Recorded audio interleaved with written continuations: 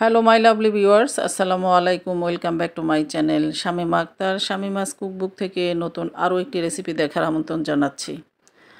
আমি আজকে তৈরি করে দেখাবো আসন্ন ঈদ উপলক্ষে লাচ্ছা সেমাই পুডিং। অন্যান্য ডেজার্টের পাশাপাশি আজকে এই ডেজার্টটি আপনাদের সাথে শেয়ার করছি। আর এরকম একটি ডেজার্ট যদি ঈদের ডাইনিং টেবিলে যদি পরিবেশন করা যায়, তাহলে পরিবারের সকলে দেখে যেমন খুশি হবে, খেয়েও কিন্তু তৃপ্তি পারবে। আর আশা করছি আমার আজকের এই লাচ্ছা সেমাই পুডিং রেসিপিটি সবার কাছে অনেক অনেক বেশি ভালো লাগবে। তো চলুন আর বেশি কথা না বলে আমরা মূল রেসিপিটি শুরু করে দিই। প্রথমে একটি চুলায় প্যান বসিয়ে দিলাম, আর এখন আমি এখানে 1 টেবিল চামচ পরিমাণ ঘি দিয়ে দিচ্ছি। ঘিটা একটু গরম হয়ে আসলে এখন আমি এখানে দিয়ে দিব 1 কাপ পরিমাণ লাচ্ছা সেমাই। এটাকে একটু ভেঙে নেওয়ার কোনো প্রয়োজন নেই, যদি আস্তে আস্তে থাকে তাহলে হাত দিয়ে একটু জাস্ট একটু ভেঙে দিয়ে দিবেন।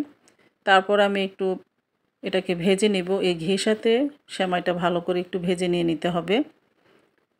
অলমোস্ট আমার এই সেমাইটা ভেজে নেওয়া হয়ে গিয়েছে। এখন আমি এটাকে এক সাইডে সরিয়ে রাখছি। যেহেতু পুডিং তৈরি করব, তো প্রথমে আমরা এখানে আমি ক্যারামেল তৈরি করে নিচ্ছি। আর একটা প্যানের মধ্যে 1/4 কাপের মতো চিনি দিয়ে দিলাম, আর সামান্য পরিমাণ একটু পানি দিয়ে দিলাম।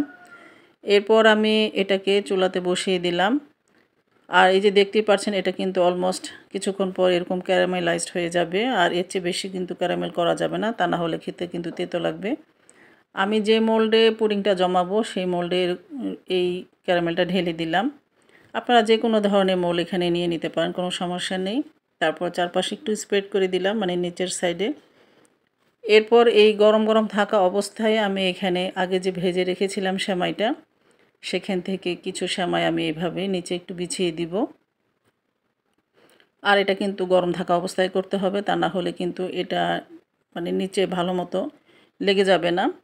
যদি ক্যারামেলটা আগে থেকেই জমাট বেঁধে যায়, তাহলে কিন্তু এই সেমাইটার সাথে এটা আর লাগবে না। তো এইভাবে আমি স্প্যাচুলা দিয়ে একটু নিচে স্প্রেড করে দিয়ে দিলাম। আর অলমোস্ট দেখতে পাচ্ছেন এটা কিন্তু জমেও গিয়েছে।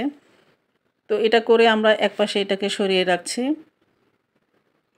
আমি একটি বোলের মধ্যে রুম টেম্পারেচারে থাকা 2টো ডিম ভেঙে নিয়েছি। আর এখানে আমি 1/2 কাপের মতো চিনি দিয়েছি। মিষ্টিটা আপনারা আপনাদের পছন্দ অনুযায়ী এখানে দিয়ে দিবেন। তারপর ডিমের সাথে এটাকে ভালো মতো ফেটিয়ে নিব। আগে থেকে জাল করে ঘন করে নেওয়া 1 কাপ পরিমাণ লিকুইড দুধ আমি এখানে দিয়ে দিলাম। দিয়ে আবার সব কিছু ভালো মতো মিক্স করে নিয়ে নিব।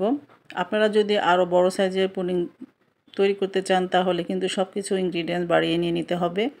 এখন আমি যে মোল্ডে এটাকে জমাবো, সেই মোল্ডের মধ্যে পুরো ব্যাটারটা ঢেলে দিলাম।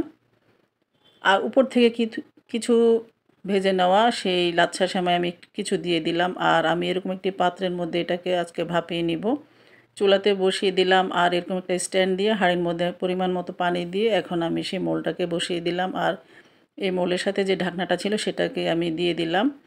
আপনাদের মোলের মধ্যে যদি কোনো ঢাকনা না থাকে, তাহলে সেক্ষেত্রে ফয়েল পেপার দিয়ে এটাকে সিল করে দিবেন। আর উপর থেকে ঢাকনাটাকে দিয়ে দিলাম। আর যদি ঢাকনার মধ্যে ছিদ্র থাকে, তাহলে একটি টিস্যু পেপার বা যে কোনো কিছু দিয়ে এটাকে আটকিয়ে দিবেন। আমি এই যে দেখতে পাচ্ছেন 40 মিনিটের মতো এটাকে বেক করে নিয়েছি। অলমোস্ট আমার কিন্তু পুডিংটা একদম জমে গিয়েছে। এখন আমি এটাকে পুরোপুরি ঠান্ডা করে নিব।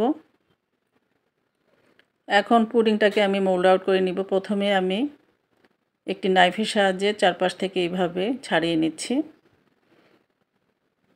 ছাড়িয়ে নেওয়ার পর এখন আমি এটাকে মোল্ড আউট করে নিব।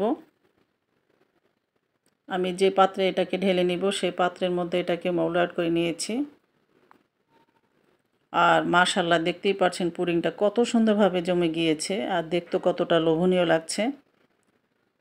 এইভাবে করে আপনারা আপনাদের পুডিংটা যদি তৈরি করে নেন, তাহলে আমার চেয়েও আরও বেশি পারফেক্টভাবে আপনাদের এই লাচ্ছা সেমাই পুডিংটা তৈরি করে নেওয়া হয়ে যাবে। দেখতেই পেলেন তো কত সহজভাবে আমরা বাসায় এরকম একটি মজাদার ডেজার্ট তৈরি করে নিতে পারি, তাও খুবই হাতে থাকা সামান্য কিছু উপকরণ দিয়ে। এখন আমি আমার পছন্দ অনুযায়ী এটাকে কেটে নেব।